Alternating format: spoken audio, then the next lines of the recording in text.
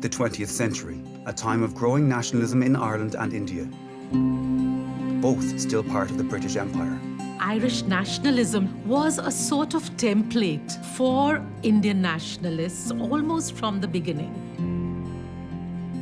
The Home Rule movement in Ireland is very closely studied by our leaders in India, and Annie Besant, an Irish woman, becomes the first woman president of the Indian National Congress.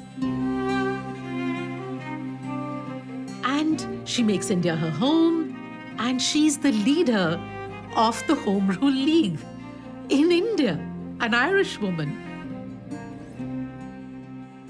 Annie Besant holds a very special place in the hearts of Indians, and there's virtually no city in India that doesn't have a road named after her, including here in Bombay. Annie Besant is followed in this by many other women. One is Margaret Noble, who adopted an Indian name, Sister Nivedita.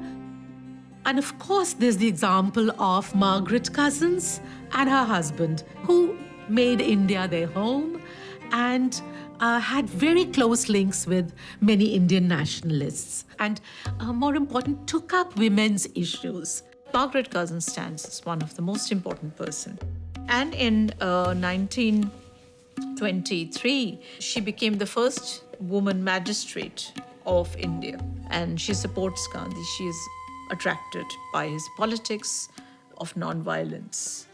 And she goes to jail for 1 year for simply defying an ordinance. Eamon de Valera had a very, very close relationship with India. During the period of the freedom struggles, India's cause was Ireland's cause. Gandhi is closely following what the Irish nationalists are doing in this respect. The only difference he has is on the issue of violence, because for him, non-violence is an article of faith. But other than Gandhi, we know about the revolutionaries of Bengal. Bengal produced a revolutionary strain to nationalism quite akin to the Sinn Féin movement in Ireland. Newspapers in Bengal reported constantly about the uprising in Dublin. People like Terence MacSweeney, Dan Breen gained iconic status among these revolutionary groups in Bengal. Here in India, De Valera was revered as a great nationalist, and he developed a very particular friendship with Nehru.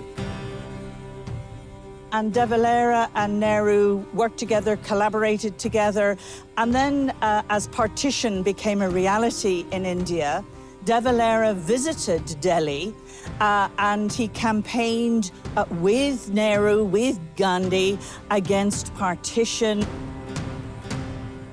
Nehru really admired De Valera's 1937 constitution. So when this new country came to draw up its own constitution, Ireland became the model for the Indian constitution. The last Viceroy of India, Lord Mountbatten, would oversee the end of the British Empire in India.